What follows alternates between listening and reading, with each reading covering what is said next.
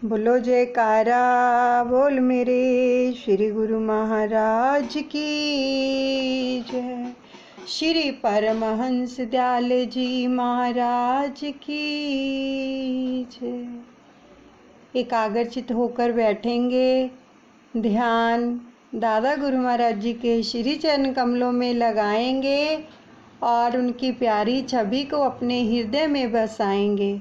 सबसे पहले हम आवाहन करेंगे, फिर चनाब दरिया की जो तीव्र अभिलाषा है उस लीला का रसपान करते हुए दादा गुरु महाराज जी की भक्ति को, प्रेम को अपने हृदय में धारण करेंगे। दादा गुरु मेरे दादा गुरु, दादा गुरु जी प्यारे दादा गुरु, दादा गुरु शरणम ममा, दादा गुरु शरणम ममा। दादा गुरु जी आ जाओ मेरे प्राण प्यारे, आ जाओ मुझे सुंदर दृश्य दिखा जाओ, आ जाओ दादा गुरु आ जाओ मेरी अखियों के तारे, मुझे प्राणों से प्यारे, तेरी हम बाट निहारे, ओ सुन लो अर्ज प्यारे, आ जाओ दादा गुरु आ जाओ, प्रीतम आ जाओ, प्राण प्यारे आ जाओ, हापू बाबा आ जाओ, दादा गुरु आ जाओ।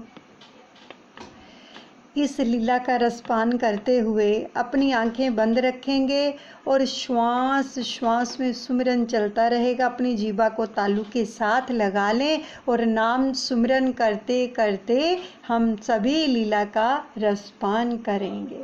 और ये विजुलाइज करो कि ये लीला हमें दादा गुरु महाराज जी अपनी गोद में बैठकर रसपान करवा रहे हैं। विजुलाइज कर लीजिए, हम देख रहे हैं इस लीला को। उस पावन चरण धूलि को प्राप्त करने के लिए उसने बड़ी जबरदस्त तैयारी करके एक प्रकार का तूफानी कोलाहल मचाकर उछल उछल कर वृक्षों और रेतीले टीलों को फांदता हुआ सागर के समान चारों ओर फैलता ही चला गया। कौन? चनाब दरिया। किसके चरण छूने थे? श्री नंगली निवासी भगवान जी के। उस मार्ग में कई लोग बाग, कुछ सिद्ध फकीर भी रहते थे,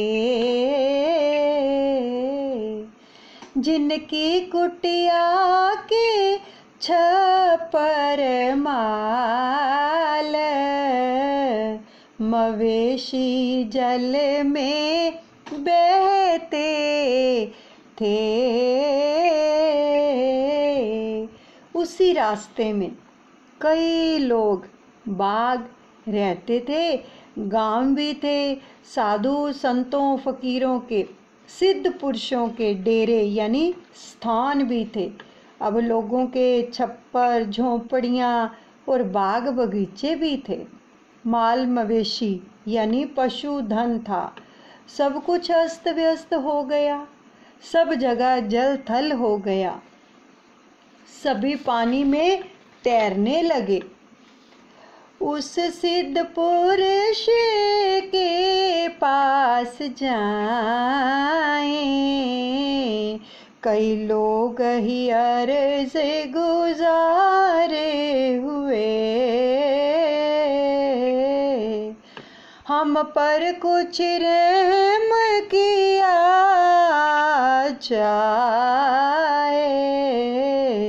बर्बाद कई परिवार हुए। चकोड़ी स्थान के रास्ते में एक सिद्ध पुरुष का डेरा यानी स्थान था। लोगों में उनकी बड़ी मान्यता थी। दुख सुख में लोग उन्हीं के पास भागते थे। आज भी वहाँ पर लोगों की एक भीड़ लगी हुई थी कि दुखी जन प्रार्थना कर रहे थे कि हे फकीर साईं, हम बर्बाद हो गए, हम पर दया करो, इस तूफान को किसी तरह से भी रोक दो। हमारे मकान डूब गए हैं, कई परिवार बर्बाद हो गए हैं। उस सिद्ध पुरुष ने उतर दिया, दरियाय चकोड़ी जाएगा, करने दो कदम बोसी इसे को, कल ही ये वापिस आएगा। उस सिद्ध पुरुष ने दुखी लोगों को तसल्ली देते हुए, सतावना देते हुए समझाया कि इसमें घबराने की कोई बात नहीं। थोड़ी देर के लिए अस्थायी रूप से तुम लोग अपने बचने का कुछ उपाय कर लो। सच तो ये है कि यह चनाव का जल रुकने वाला नहीं है और ना ही हम इसको रोक ही सकते हैं, क्योंकि यह दरिया चकोड़ी वाले, बड़े ध्यान से सुनो इन वचनों को, कि यह दरिया चकोड़ी वाले श्री गुरु महाराज जी की कदम बोसी यानी कि चरण स्पर्श करने जा रहा है। यह चरण वंदन करके कल सवेरे वापस लौट जाएगा। देखो, वहाँ के जो सिद्ध पुरुष थे उनको भी पता चल गया था कि ये जो दरिया है श्री सतगुरुदेव भगवान जी के चरण स्पर्श करने के लिए जा रहा है। देखो, एक दरिया के दिल के अंदर ये कैसी भावना उत्पन्न हुई। क्या हमारे अंदर ऐसा प्रबल प्रेम, ऐसी इच्छा कभी जागी है कि हमें भी इसी जन्म के अंदर अपने प्रभु के दीदार हो जाएं,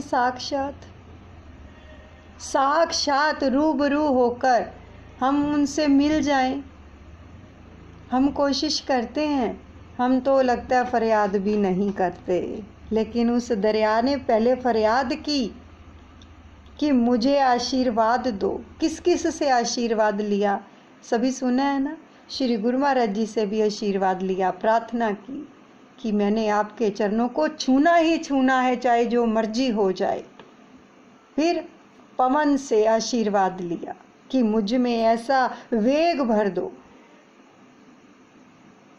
तो जब इच्छा प्रबल हो जाती है तब पूरी भी कर देता है वो प्रभु, क्योंकि हमारे दादा गुरु महाराज जी के वचन हैं कि अगर हम आपकी दुनियावी इच्छाएं पूरी कर सकते हैं तो किसी प्रेमी की भी, किसी व्यक्ति की भी अगर हमारे प्रति, हमारी भक्ति के प्रति तीव्र अभिलाषा होती है तो हम उसको पूरा करने के लिए पूरी कायनात जुटा देते हैं। ये मेरे दादा गुरु महाराज जी के वचन हैं।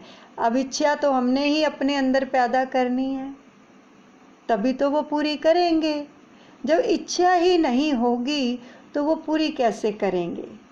हमारे मन में कई बार कोई चीज़ खाने की लालसा जागती है ना, तो लेके आते हैं ना, किसी को ना किसी को भेज दें, जा भाई लेके आ, बहुत मन कर रहा है आज। कहीं जाने की इच्छा होती है, वहाँ जाते भी हैं। कोई चीज़ लेने की इच्छा होती है, किसी का देख लेते हैं कि ये चीज़ इसको कितनी सुंदर लग रही है, फिर उसको पूछते हैं आपने कहाँ से ली है भाई, वो बताता है, फिर जैसे तैसे करके वहाँ पर पहुँचते हैं, लेके आते हैं। ये दुनियावी चीज़ों तक हम पहुँच जाते हैं, ले भी लेते हैं, लेकिन सतगुरु के प्रति कभी ऐसी हमारी तीव्र अभिलाषा हुई है कि हम उन तक पहुंचने के लिए प्रयास करें। अपनी इच्छा तो रखें, सतगुरु के आगे रखते ही नहीं है। ये सभी जो लीलाओं का हम रसपान कर रहे हैं ना, ये हमें यही सिखा रहे हैं कि अपने अंदर ऐसा प्रेम पैदा करो। सतगुरु मिलते हैं तो आगे श्रवण करते हैं। जो गुरु चरणों का प्रेमी है, वह रुकेगा मंजिल पर जाकर। तुम भी इससे कुछ शिक्षा ले लो, रुकना अपना मकसद पाकर।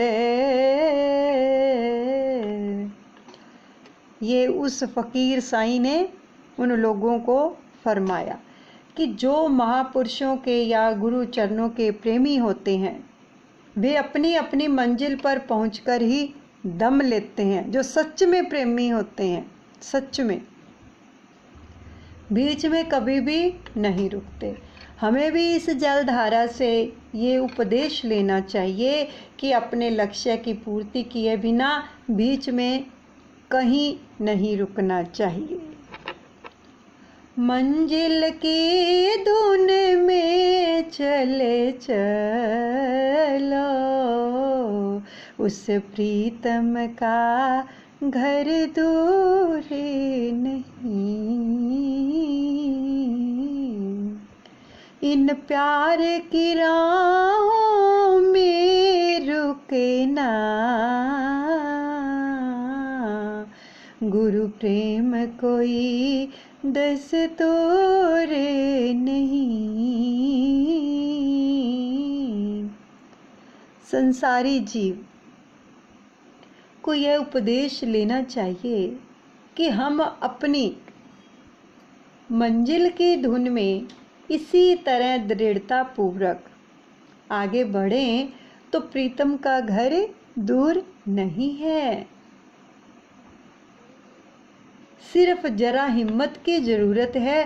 प्रेम के मार्ग में रुकावटें भी आती हैं, लेकिन कई खड्डे, खाइयाँ, कई टीले भी आते हैं, किंतु प्रेमी के लिए रुकने का कोई दस्तूर ही नहीं है। पुरुषार्थ, हिम्मत से आगे बढ़ते चलो। दुनिया की कोई भी कठिनाई तुम्हें रोक नहीं सकेगी। ये बात बिल्कुल सत्य है। और अभी जो आपको वचन सुनाए हैं ना दादा गुरु महाराज जी के, कि दादा गुरु महाराज जी ने हमेशा ही ये फरमाया कि हम पूरी कायनात जुटा देते हैं, किसी की भी हमारे प्रति इच्छा हो, भक्ति के प्रति इच्छा हो। तो ये सच्ची बात है। ये आप सबने देखा भी है, सुना भी है, कैसे कि जब सुप्रीम कोर्ट ने ऑर्डर किए, टेरी मंदिर बन गया, तैयार हो गया बनकर, तो उसका मुहूर्त भी हुआ, सभी लोग गए। तो हम हमेशा ही अपने दादा गुरु महाराज जी से ये प्रार्थना किया करते कि हमें टेरी आना है आपके श्री दर्शनों के लिए। जैसे मर्जी बुलाओ, हमें नहीं पता, जैसे मर्जी बुलाओ, व्यवस्था आपने करनी है, बस हमें आना है आपके पास। और ये ना सोचना कि आप अगले जन्म में बुला लोगे। हमने तो इसी जन्म में आना है, और इसी जन्म में बुलाओ और सब परिवार बुलाओ, यानी हमारे बच्चे भी आपके दर्शन करने के लिए आए। तो सच मानो कैसी व्यवस्था की उन्होंने। ओ भावे टेरी है बड़ी दूर, मैं जरूर जाना है, मैं जरूर जाना है, दादा गुरु दा दर्शन पाना है। ओ भावे टेरी है बड़ी दूर, मैं जरूर जाना है, हड्डियां दी मैं कलम बनावा, खून बनावा शाही, लिख लिख चिट्ठियां दादा गुरु नु पावा, अर्ज सुनो रघुराई, मैं ता होई बड़ी मजबूर, मैं जरूर आना है। ओ भावे टेरी है बड़ी दूर, मैं जरूर आना है, दादा गुरु दा दर्शन पानाए, दादा गुरु दा दर्शन पानाए, ओ मेरी अर्ज करो मंजूर, मैं जरूर आना है। ऐसे हम गाया करते थे दादा गुरु महाराज जी के चरणों में। और सच में एक दिन आ ही गया कि उस प्यारे ने हम सबको बुला लिया,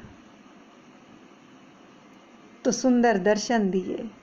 तो सच बताओ, उनके वचन सत्य हैं। कायनात जुटाते हैं, और जो कायनात उन्होंने जुटाई वो सब लिख कर बोल कर डाली हुई है। आप जब भी सुन सकते हो कि किस प्रकार व्यवस्था की थी हमें टेरी बुलाने के लिए दादा गुरु महाराज जी ने। तो ये सब क्या है? इच्छा प्रकट करो अपने अंदर, प्रबल करो कि मैंने अगर मिलना है तो मिलना है, जाना है तो जाना है। व्यवस्था आप करोगे तो फिर उसको करनी पड़ती है जब इच्छा प्रबल हो जाती है। इतना प्रेम करो, इतना प्रेम करो कि प्रेम के अंदर अश्रुधारा बहने लगे, ताकि वो हमारी पुकार को सुन ले। जैसे एक बच्चे को कोई चीज़ चाहिए होती है ना, तो अगर वो वैसे तो मांगता है, कई बार जो माँ इग्नोर कर देती है, लेकिन जब वो रोने लगता है ना, उसकी आंखों से आंसुधारा बहने लगती है, तो माँ जैसे मर्जी करेगी कि मेरा बच्चा रोए ना, ये चीज़ मैं इसको लाके दूँ। और जब ऐसे ही प्रेमी की आंखों में आंसुधारा बहती है तो फिर प्रीतम से रहा नहीं जाता, फिर वो व्यवस्था करते हैं। खाली प्रार्थना करने से नहीं, अपने अंदर प्रेम विरहा पैदा करनी पड़ती है, और इन अश्रों की धार से ही वो प्रेम के वश में हो जाते हैं और दौड़े चले आते हैं। सतगुरु के दरबार में पहुँच गई जलधार, रामा पहुँच गई जलधार। आंगन विचरत प्रभु लखे, लीने चरण पखार, बोल मेरे गुरु महाराज की जय, मेरे दादा गुरुदेव की जय। आंगन विचरत प्रभु लखे, लीने चरण पखार। चनाव की यह जलधारा बड़ी तेजी से चकोड़ी स्थान पर मालिक के दरबार में पहुंच गई, जहां पर श्री नंगली निवासी भगवान विश्राम कर रहे थे। रात का समय था। उस आधी रात के समय में महाराज श्री विश्राम यानी शयन कर रहे थे, किंतु वह अंतर्यामी प्रभु उस भीषण जल वेग को शीघ्र शांत करने की इच्छा से आप स्वयं ही अपने विश्राम कक्ष से एकाएक प्रांगण में आ गए। अपने विश्राम कक्ष से उठकर प्रांगण में यानी वेड़े में आ गए, सैन में आ गए। और जब तक सेवादार श्री महाराज जी के लिए छाता आदि लेकर बाहर पहुँचे, तब तक दरियाच नाव की वह भाग्यशाली धारा महाराज श्री के चरणों का कई बार स्पर्श करके, चरणामृत पान करके अपनी मनोकामना पूरी करके वापिस लौट रही थी। बारिश हो रही थी, देखो बारिश में आए भगवान, खुद आ गए ताकि इसको अंदर भी ना आना पड़े दरिया को, क्योंकि विश्राम कक्ष में थे प्रभु, और वहां से बाहर आ गए। देखो कितना प्यार करते हैं प्रभु, जो उनसे प्रेम करते हैं खुद चले आते हैं ताकि ये हमारे चरण स्पर्श कर ले और लौट जाए, इसकी आशा पूरी हो जाए। उनकी आशा पूरी करने के लिए खुद आते हैं जब इच्छा प्रबल होती है तो। और इंद्रदेव भी पूरी तरह से परम प्रभु की सेवा का लाभ उठाकर शांत हो चुके थे, क्योंकि बरखा बहुत हो रही थी, बिजली चमक रही थी, बादल गरज रहे थे। तो देखो क्या वो सुंदर सुहावना वो समय होगा, वो भाग्यशाली घड़ी होगी जिन्होंने दर्शन किए इस लीला के, कि किस प्रकार इस दरिया के मन में भी अच्छी इच्छा उत्पन्न हो गई। वो तो जड़ है, फिर भी जड़ वस्तुओं के अंदर भी ये सब चीजें यानी प्रेम होता है, वो भी प्रभु से प्रेम करती हैं। तो हम तो फिर इंसान हैं, जीव हैं, हमारे अंदर ऐसा प्रेम क्यों नहीं उत्पन्न होता। जलधारा ने श्री चरण छुए और तुरत ही वापिस लौट पड़ी। धीरे धीरे कुछ शांत हुई, वह 4 मास की कड़ी झड़ी।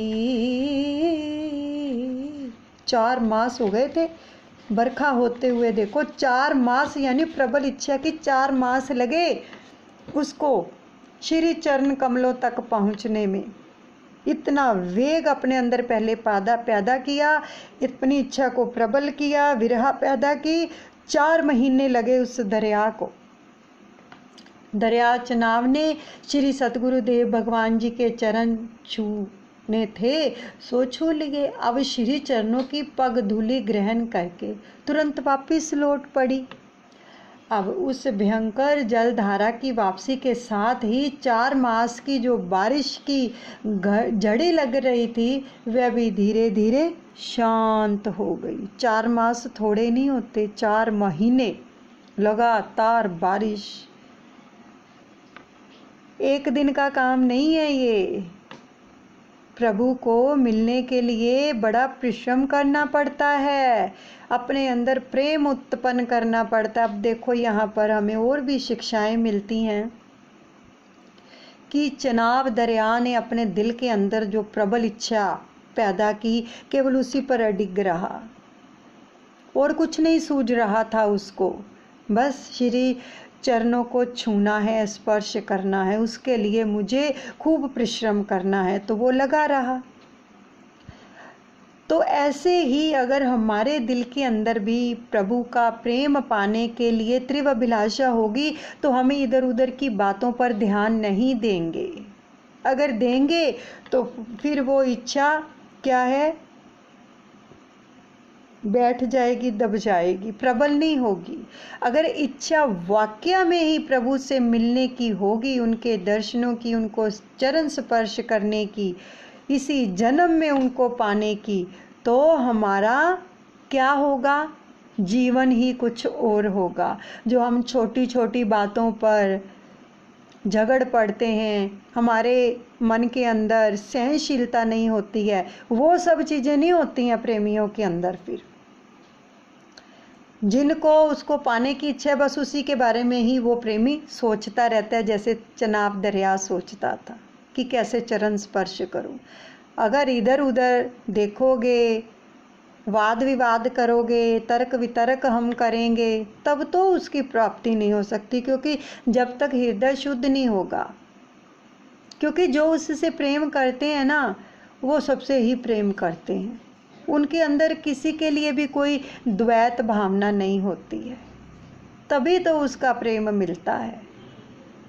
सच में ऐसा होता है, सच में जो उससे प्रेम करते हैं ना, फिर किसी की बात को वो ध्यान नहीं धरते हैं, उनको केवल अपना प्रीतम दिखाई देता है, तभी ये इच्छाएं पूरी होती हैं। ये नहीं कि हम सब कुछ करी भी जाएं, है ना, निंदा चुगली भी करते रहें और वाद विवाद करते रहें, तर्क वितर्क करते रहें, तो फिर ये इच्छा पूरी नहीं हो सकती।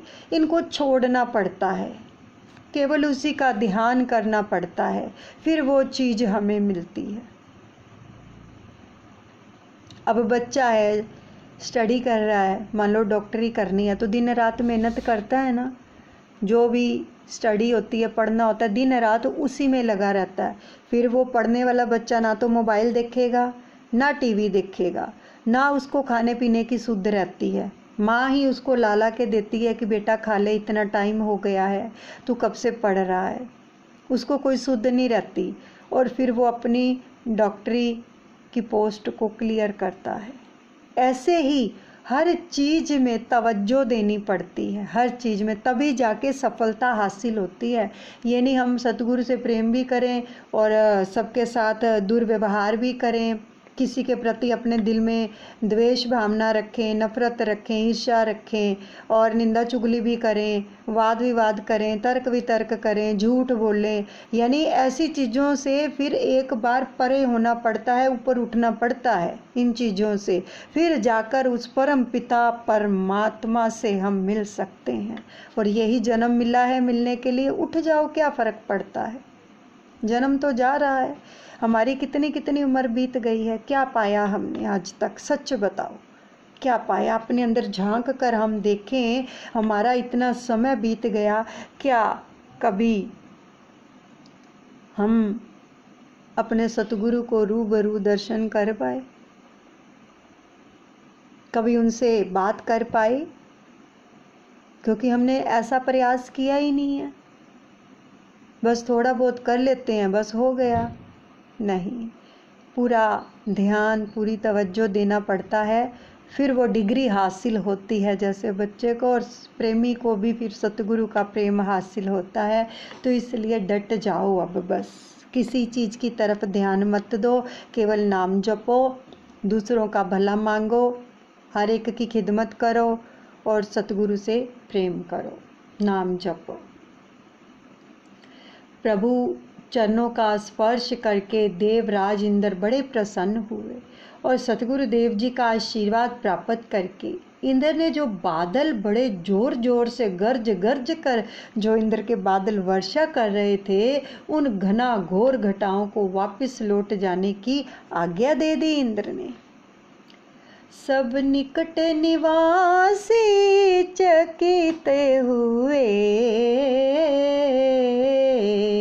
जब जल चनाव का उतर गया। श्री गुरुदेव के दर्शन से सिद्धों का जीवन सुधर गया। आसपास के तटवर्ती निकट निवासी लोग इस अनोखी बात पर बड़े चकित हुए।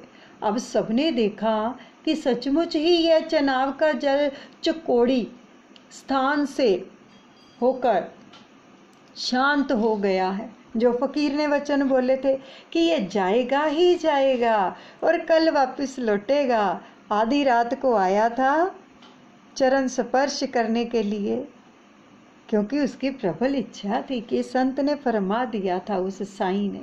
अब चकोड़ी से आगे नहीं गया, सिर्फ चकोड़ी तक ही गया जहाँ पर चकोड़ी संत आश्रम था, श्री नंगली निवासी भगवान जी का, जहाँ पर वो सत्संग किया करते, अमृत वर्षा करते, सबसे मिलते, जहाँ उनका पूरा आश्रम था। बस वहाँ तक वो चरण स्पर्श करके उसके आगे नहीं गया, एक कदम भी आगे नहीं गया, यानी आश्रम को पार नहीं किया।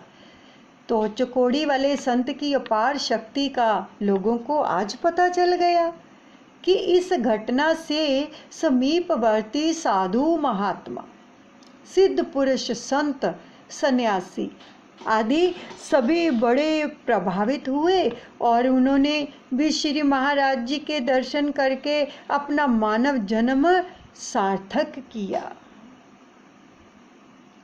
पकड़ लीजिए दादा गुरु महाराज जी के श्री चरण कमलों को और प्रार्थना कीजिए, ओ मेरे दादा गुरुदेव प्रभु, श्री चरणों से लगाए रखना जी, हम दास तुम्हारे हैं, हमें अपना बनाए रखना। प्यारे दादा गुरुदेव प्रभु, सदा अपने ही साए रखना जी, हम दास तुम्हारे हैं जी, हमें तेरी बुलाए रखना, हमें गले से लगाए रखना। मेरे दादा गुरुदेव ने अपना वरदहस्त हम सबके मस्तक पर रख दिया है, ये विजुलाइज कर लीजिए। और हम सबकी शुभ मनोकामनाओं को पूरा कर दिया है। हम अपने दादा गुरुदेव से प्रार्थना करते हैं, दादा गुरुदेव हमें आशीर्वाद प्रदान करें कि हम हर पल, हर घड़ी, हर क्षण आपका नाम जपते रहें। आपका सुंदर मनमोहक मुखड़ा हमारे हृदय में सदा सदा वास करे और आपका प्यारा नाम हमारे रोम रोम में इसका संचार हो जाए। ये हम आशीर्वाद आपसे मांगते हैं प्रभु। और जिसने जैसा भी भजन सिमरन ध्यान किया है दादा गुरुदेव, वो सब आप ही के चरणों में अर्पण करते हैं। अब हम अपने दादा गुरुदेव का जय घोष करेंगे सभी मिलकर। जय जयकार करो। मेरे दादा गुरु तेरी जय होवे, मेरे परमहंस तेरी जय होवे, जय होवे जय होवे, मेरे टेरी वाल तेरी जय होवे, मेरे छपरा वाल तेरी जय होवे। सब देवता फूल बरसावे, चरणों में शीश झुकावे, तुझ पर बलिहारी जावे, तेरी जय जयकार बुलावे, तेरी जय होवे, तेरी जय होवे, मेरे दादा गुरु जी तेरी जय होवे। बोलिए सतगुरुदेव भगवान की जय। श्री परमहंस दयाल जी महाराज की जय।